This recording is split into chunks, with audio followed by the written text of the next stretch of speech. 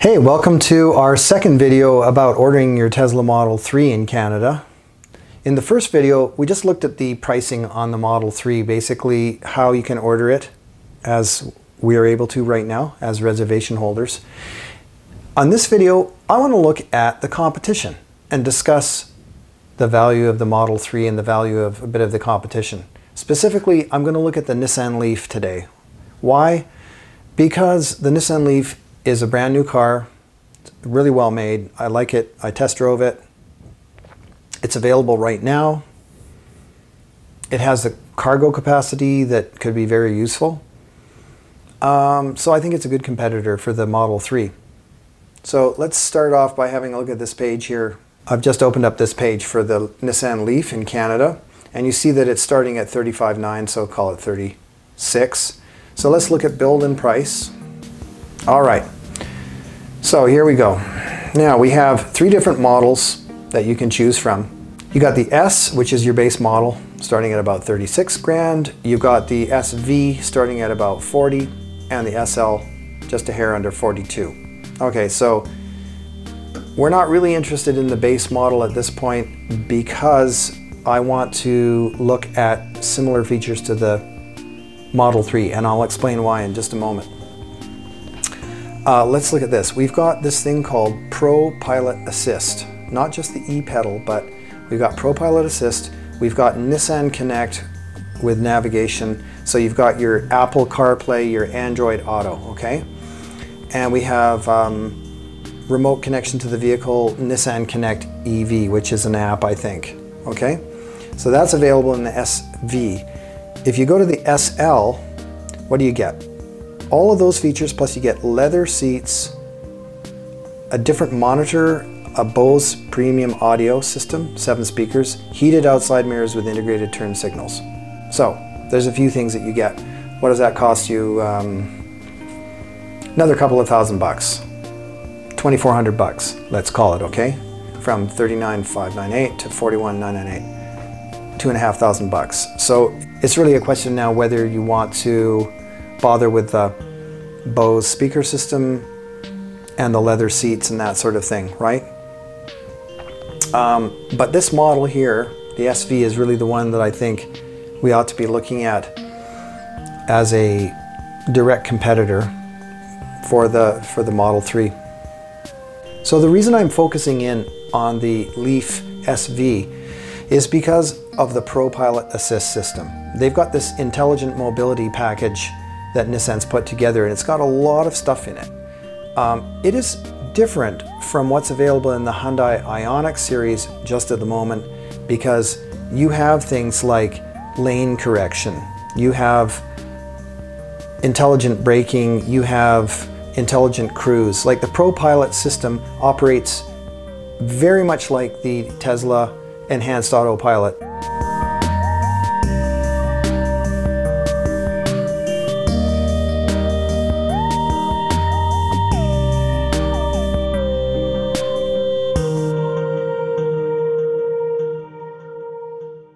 Again, if we look at the Tesla Enhanced Autopilot, we have 4 major things that are available. We have a kind of intelligent cruise control, which will maintain your speed and distance on a freeway or a highway.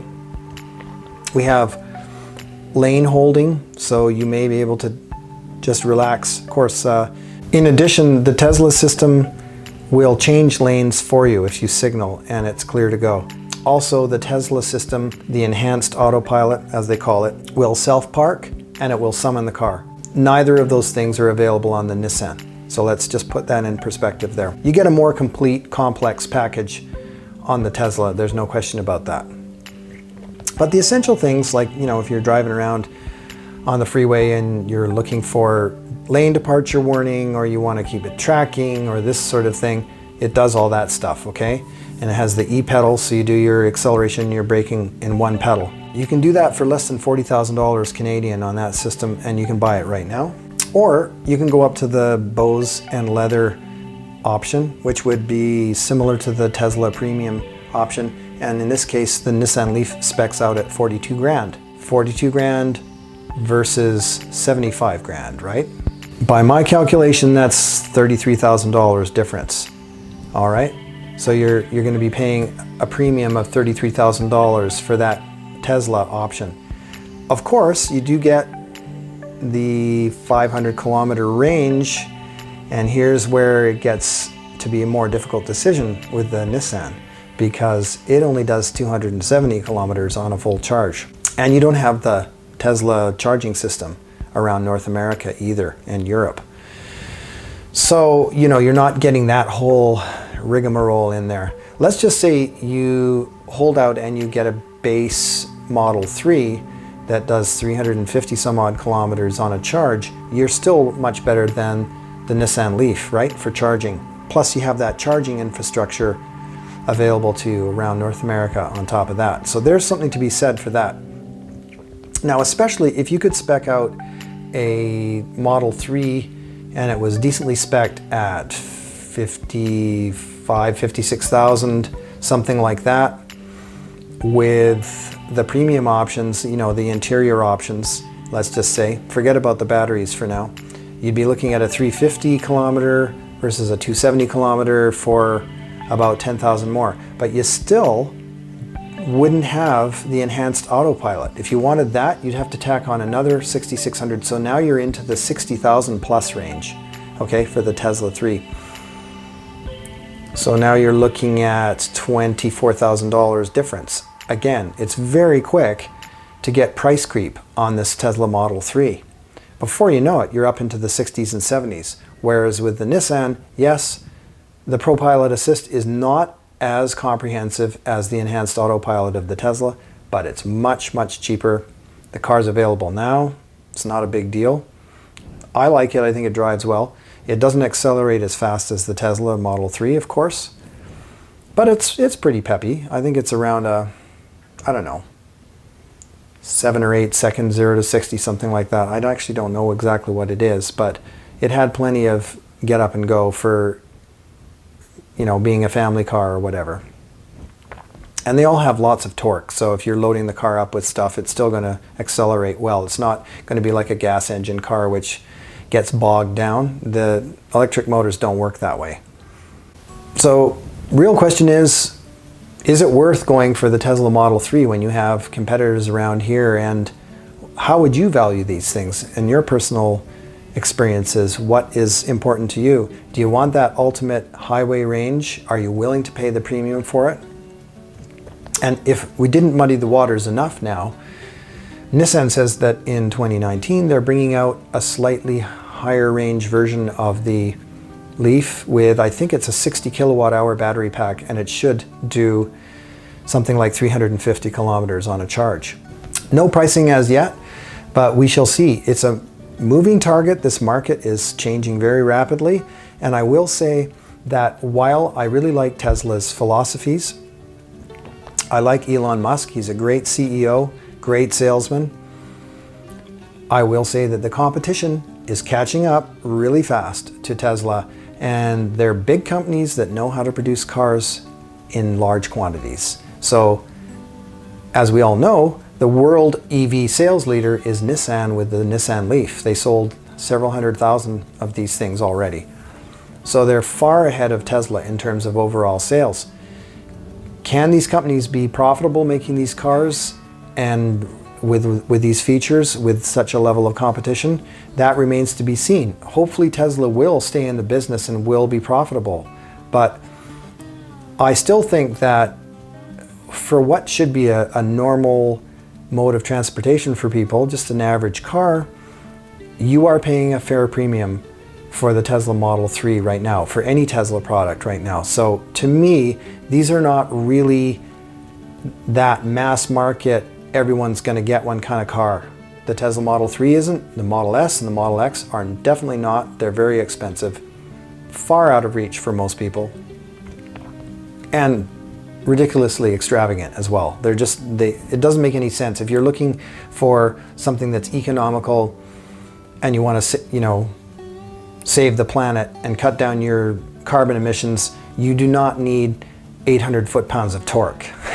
That's obvious, right?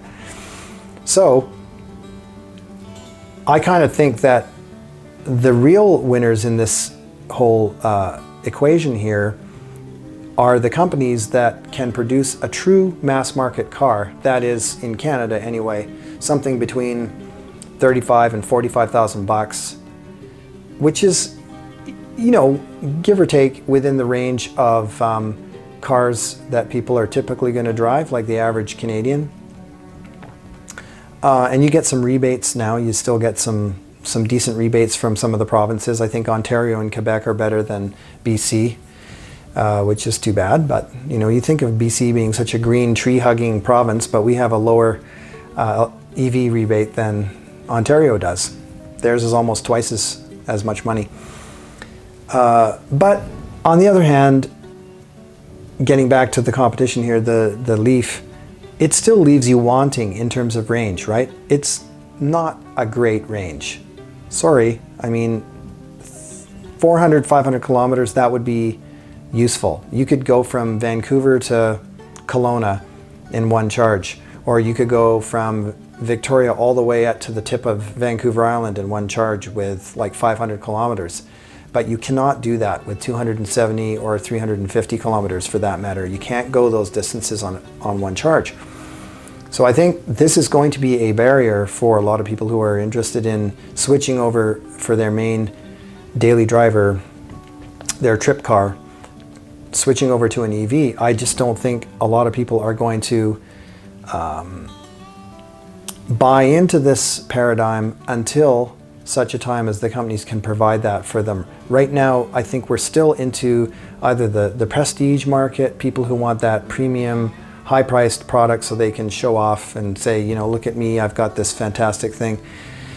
And then there's the lower-end early adopters who are really committed to EVs and really get it. Those people will also buy these cars. And the masses, in North America, I don't think the masses are going to go for something like the Nissan Leaf. I think it'll do great in Japan, Europe, where cars tend to be smaller.